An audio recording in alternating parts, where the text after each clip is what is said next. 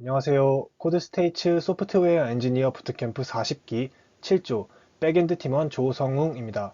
저희가 메인 프로젝트로 제작한 국내 기차여행 커뮤니티 여기요에 대한 발표를 시작하겠습니다.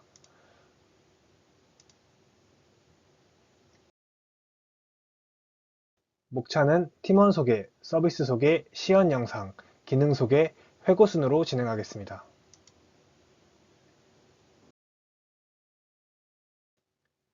팀원 소개입니다. 저희 팀은 프론트엔드 2명과 백엔드 2명으로 구성되어 있습니다. 대부분 비전공자 출신이라 어려움이 많았지만 서로 최대한 부족한 부분을 채워주며 열심히 프로젝트를 진행했습니다. 프론트엔드 팀원으로는 안유진님, 정희찬님이 있고 백엔드 팀원으로는 강병재님, 조성웅이 있습니다. 안유진님이 팀장을 맡아서 프로젝트를 진행해 주셨습니다. 담당 업무는 아래 보이는 것과 같습니다. 다음으로 서비스 소개입니다. 저희는 여행이란 테마를 먼저 정했고 어떤 서비스를 만들어 볼지 고민하던 중에 차가 없는 학생 시절 기차 여행을 자주 다녔던 것을 떠올렸습니다. 그 과정에서 여행 정보를 얻거나 여행 경로를 짜는 데 불편함을 느꼈던 것을 떠올렸고 정확한 여행 정보를 제공해주는 커뮤니티가 있으면 좋겠다라고 생각을 하게 되었습니다. 그 결과로 탄생한 것이 저희 여기요입니다. 주요 서비스를 소개해 드리도록 하겠습니다. 여기요는 자신이 다녔던 여행지를 기록하고 지도에서 모아보는 등 자신의 여행을 기록할 수 있는 서비스를 제공합니다. 또 직접 다녀간 사람들의 후기를 공유하여 정확한 정보를 제공하고 위치 정보에 기반하여 여행하고자 하는 역 근처의 맛집, 숙소, 볼거리에 대한 정보를 공유할 수 있습니다. 마지막으로 그러한 게시글들을 저장하여 나만의 여행 계획을 만들고 최적의 경로를 만들어 볼 수 있습니다. 이상 서비스 소개를 마치고 다음으로 시연 영상을 보여드리도록 하겠습니다. 안녕하세요. 시연 영상 소개를 맡은 코드스테이츠 40기 프론트엔드 안유진입니다. 먼저 저희의 대표 홈페이지에서는 여기요의 주요 기능들을 모바일 버전으로 소개하고 있습니다. 여기요는 반응형 디자인으로 제작되어 웹브라우저뿐만 아니라 모바일에서도 이용 가능한 서비스입니다. 아래로 스크롤을 내리시면 현재 개발된 경부선 내에서 원하는 기차역을 선택하여 이동할 수 있습니다. 카카오맵 API가 연결되어 있고 지도를 클릭하거나 아래 이미지 클릭을 통해 선택한 기차역의 메인 페이지로 이동 가능합니다. 주요 기능 시연에 앞서 기본적인 회원가입 기능입니다. 유효성 검사를 통해 아이디와 비밀번호가 사용 가능한지 검증받습니다. 또한 아이디 중복 검사 기능으로 철저한 검증 절차를 진행합니다. 다음으로는 로그인 기능입니다. 저희는 사용자의 편의성을 위해 일반 로그인뿐만 아니라 대중적 소셜 네트워크 서비스인 구글, 네이버, 카카오 서비스를 통해서도 로그인이 가능하도록 구현하였습니다. 다음으로 비밀번호 찾기 기능입니다. 자신의 유효한 이메일을 입력하면 여기요 공식 메일로부터 임시 비밀번호를 발급받을 수 있습니다. 사용자가 정보 수집 및 게시를 원하는 기차역을 선택하면 해당 역의 메인 페이지가 나타납니다.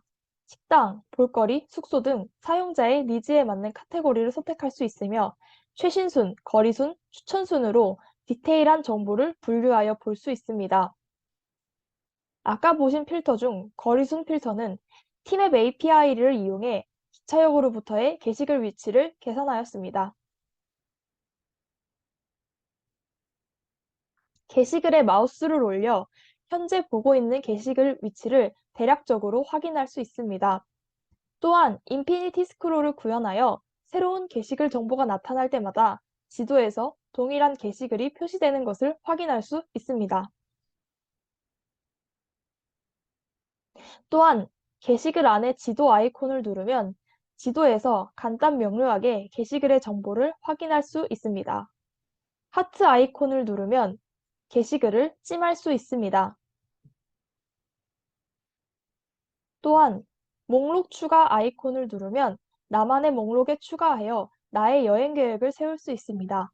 해당 기능은 이후 마이 페이지 설명에서 자세하게 다루도록 하겠습니다. 다음으로는 우측 하단의 아이콘을 통해 접근할 수 있는 작성 페이지입니다.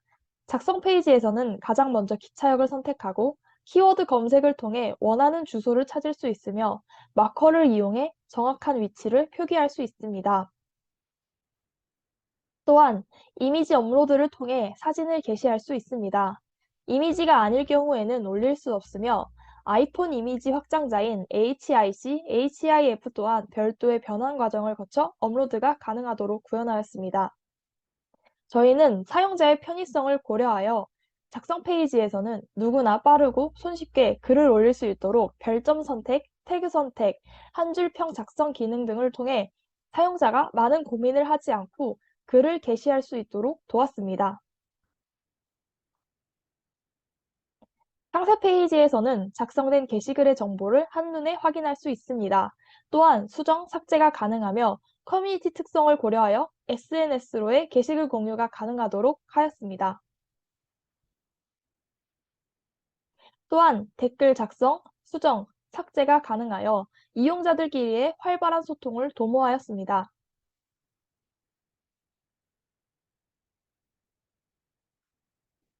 자신의 글에 댓글이 달리면 헤더 상단에 위치한 알람 버튼을 통해 댓글들을 확인할 수 있습니다. 또한 바람직한 커뮤니티 문화를 위해 신고 기능을 추가하여 부적절한 게시글은 신고를 통해 관리자에게 알릴 수 있도록 하였습니다. 이어서 다음으로는 정희찬님께서 자신의 정보를 수집 및 관리하는 마이페이지를 설명해 주시도록 하겠습니다. 안녕하세요. 마이페이지부터 시연 설명을 맡게 된 코드스테이츠 40기 프론트엔드 정희찬입니다. 그러면 먼저 마이페이지에 접근하는 부분부터 설명드리겠습니다. 만약 사용자가 로그인을 하였다면 상단에 닉네임과 썸네일이 있는 부분을 클릭하여 사용자 자신의 정보를 볼 수 있는 마이페이지로 이동이 가능합니다. 마이페이지로 이동하게 되면 맨 처음으로 내 여기요 페이지가 보이게 됩니다. 해당 페이지에서는 현재 사용자의 닉네임, 작성한 글의 수, 가입할 때 사용한 이메일과 게시글을 작성한 역의 스탬프의 정보 등을 확인할 수 있습니다. 그리고 사용자는 정보 수정 버튼을 통해 내 정보 수정, 비밀번호 변경, 그리고 회원 탈퇴 페이지로 이동이 가능합니다. 먼저 내 정보 수정 페이지로 이동하게 되면 해당 페이지에서는 사용자의 썸네일과 닉네임을 변경할 수 있습니다. 그리고 비밀번호 변경 페이지의 경우 유효성 검사를 통과한 후 사용자의 현재 비밀번호를 입력하여 통과해야만 새로운 비밀번호로 변경할 수 있습니다. 만약 입력한 비밀번호가 맞지 않은 시 비밀번호가 틀렸다는 메시지를 보여주게 됩니다. 다음으로 이동할 페이지는 내 게시글 페이지입니다. 내 게시글 페이지에서는 사용자가 작성한 게시글을 확인할 수 있고 메인 페이지에서 찜한 게시글을 확인할 수 있습니다. 세 번째로 이동할 페이지는 사용자가 여행 계획을 만들 수 있는 내 여행 계획 페이지입니다. 내 여행 계획 페이지에서는 여행 계획에 추가한 게시글을 지도와 리스트에서 확인할 수 있습니다. 그리고 이동하는 데 걸리는 총 소요 시간과 각 경유지마다의 이동 시간을 알 수 있습니다. 다음으로 현재 여행 계획에 추가한 게시글은 보시는 것과 같이 순서를 바꿀 수도 있고 삭제할 수도 있습니다. 만약 리스트를 잘못 수정하였을 경우 뒤로 가기와 앞으로 가기, 그리고 초기화를 통해서 변경 이전으로 돌아갈 수 있습니다. 이제 원하는 순서대로 리스트를 변경하였다면 저장하기를 통해 API 요청을 보내고 소요 시간을 다시 계산하여 보여주게 됩니다. 그리고 여행 목록의 이름을 변경하고 싶은 경우 변경이 가능하고 새로운 여행 목록도 추가 버튼을 클릭하여 생성할 수 있습니다.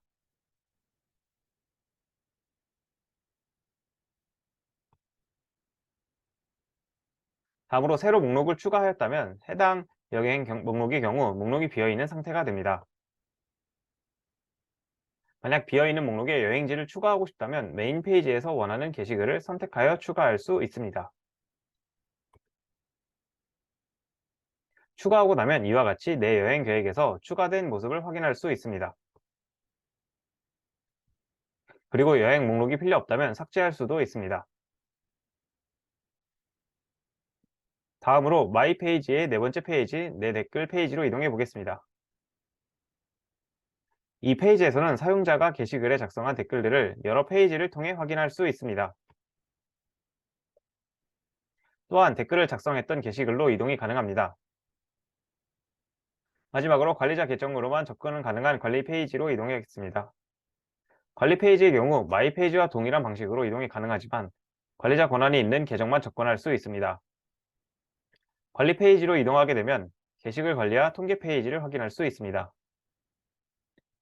먼저 모든 관리 페이지에서는 간단하게 웹 서비스의 데이터를 볼 수 있는 투데이 이슈가 있습니다. 그리고 게시글 관리는 특정 신고수가 넘어가는 게시글들을 모아 볼 수 있고 관리자는 그러한 게시글들을 확인하고 삭제시킬 수 있습니다. 또한 특정 사용자의 회원 탈퇴도 가능합니다. 다음으로 통계 페이지로 이동해 보겠습니다. 통계 페이지에서는 현재 저희 웹 서비스인 여기요의 전체적인 통계와 인기 게시글, 비인기 게시글을 확인할 수 있습니다. 이것으로 쉬운 영상을 마치도록 하겠습니다. 이어서 프로젝트를 진행하면서 사용한 기술 스택과 API를 설명드리겠습니다. 먼저 프론트엔드에서 사용한 기술 스택 및 API에 대해 설명드리겠습니다. 사용한 기술 스택은 리액트, 노드.js, 자바스크립트, 리코일, 그리고 테일윈드 CSS가 있고 가장 많이 사용한 API인 카카오지도 API가 있습니다. 그중 새롭게 사용했던 리코일과 테일윈드 CSS, 그리고 카카오지도 API를 선택한 이유를 설명드리겠습니다. 상태관리 라이브러리인 리코일을 사용하게 된 이유는 새로운 기술 스택을 적용해보고 싶어서였습니다. 여러 상태관리 라이브러리 중 프로젝트 기간 내에 배울 수 있는 라이브러리를 필요로 했고 리코일이 그에 해당하여 선택하게 되었습니다. 리코일의 러닝 커브가 낮은 이유는 기존의 리덕스처럼 복잡한 상태 구조를 가지고 있지 않고 기존 리액트와 문법 자체가 비슷합니다. 그리고 리덕스와 비교해 보일러플레이트가 많지 않습니다. 보일러플레이트란 변화 없이 여러 군데에서 반복되는 코드를 이야기합니다. 다음으로 테일윈드 CSS를 선택하게 된 이유를 설명드리겠습니다. 사용하게 된 이유는 클래스 네임을 따로 고민하지 않아도 되었고 디자인, 수치 규격이 통일되어 있어 반응형으로 개발하기 쉽다는 점 때문이었습니다.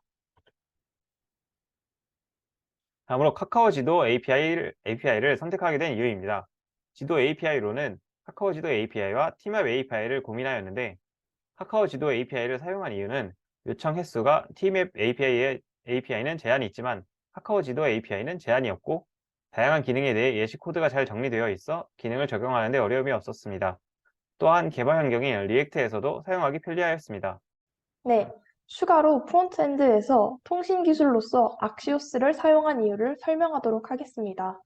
악시오스는 노드.js와 브라우저를 위한 프로미스 API를 허용하는 HTTP 통신 라이브러리입니다. 비동기로 HTTP 통신을 할 수 있으며 리턴을 프로미스 객체로 해주기 때문에 리스폰스 데이터를 다루기 쉽다는 점이 있습니다. 악시오스와 비교하여 패치에는 네트워크 에러 발생 시 리스폰스 타임아웃이 없어 기다려야 한다는 점과 제이슨으로 변환해주는 과정이 필요하다는 점, 상대적으로 악시오스에 비해 기능이 부족하다는 단점이 있어 악시오스를 선택하였습니다. 악시오스를 사용했기에 브라우저 호환성을 높일 수 있었으며 코드 작성 시 간편했고 셋 타임아웃 처리 기능과 에러 발생 시 리젝트로 리스폰스를 전달해 캐치로 잡아내어 통신 작업을 더욱 쉽고 편리하게 진행할 수 있었습니다. 이상으로 프론트엔드 기술 스택 및 설명이었습니다. 이어 백엔드 기술 스택 및 API를 설명하도록 하겠습니다. 코드 스테이츠 40기 7조 백엔드 팀원 강병재입니다. 먼저 백엔드 기술 스택 및 사용한 API에 대해 설명해 드리겠습니다. 저희 조는 자바와 스프링을 기본으로 사용했고 JPA와 MySQL을 통해 데이터 액세스 계층을 구성했습니다. 보안의 경우에는 스프링 시큐리티를 기반으로 JWT를 이용해 로그인 기능을 구현해 보았습니다. 팀앱 API를 사용한 것은 팀앱에서만 도보거리 계산 API를 지원했기 때문에 팀앱 API를 사용해서 도보거리 계산 기능이 필요한 내 여행 계획에 도입해 보았습니다. 또 MySQL의 경우에는 저희 프로젝트에서 다루는 데이터가 관계형 데이터베이스에 적합한 정형화된 구조였고 그 중에 가장 널리 쓰이고 여러 운영체제를 지원하면서 처리 속도도 빠른 MySQL을 하는 게 좋을 것 같아서 선택하게 되었습니다. 또 배포는 아마존 웹 서비스를 사용했고, 어, 특히 이미지 같이 용량이 큰 데이터 같은 경우에는 S3에 먼저 이미지를 전송해서 저장한 후 링크를 주고받는 방식으로 구현해서 대용량 파일을 주고받을 때 일어나는 통신 속도 저하 문제를 해결했습니다. 다음으로 제가 구현한 기술에 대해 발표하겠습니다. 이전 슬라이드에서 스프링 시큐리티와 JWT를 이용해서 로그인 기능을 구현했다고 했는데요. 제이슨 웹 토큰을 이용해서 로그인을 구현했지만 액세스 토큰만으로는 보안상 취약한 부분이 있는 것 같아서 리프레시 토큰을 도입했습니다.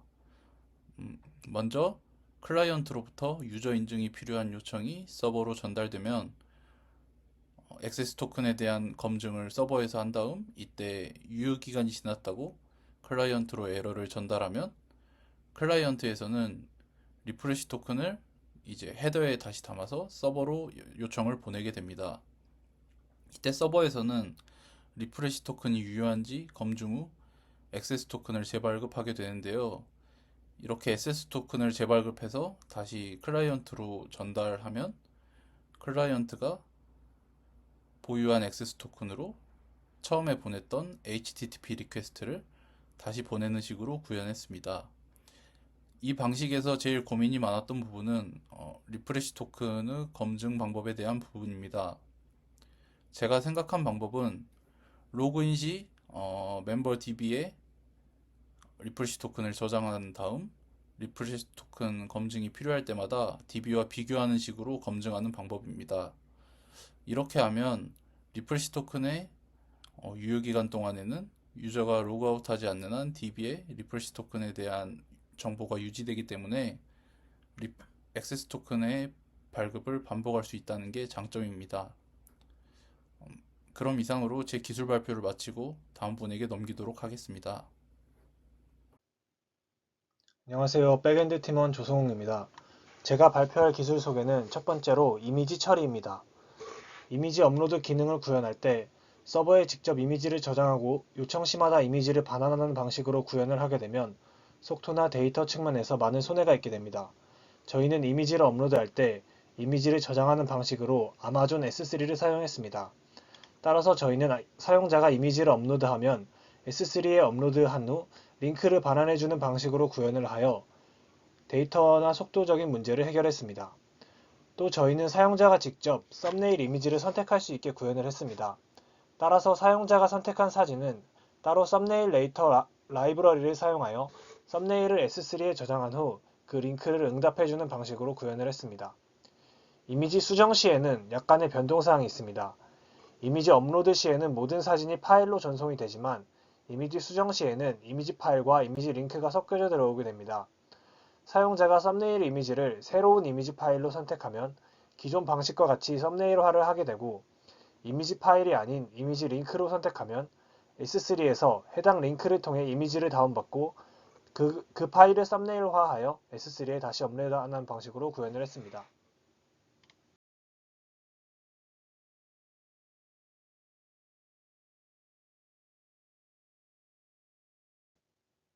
다음으로 이메일 전송입니다.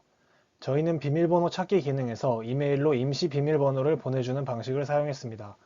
처리 과정에서 이메일이 전송이 완료되는데 30초 이상의 시간이 걸리게 됩니다. 이와 같은 시간을 사용자가 기다리지 않기 위해서 이메일 전송 기능을 따로 서비스로 분리한 후 비동기 처리 방식을 사용하여 사용자가 불필요하게 대기하는 시간을 만들지 않도록 했습니다.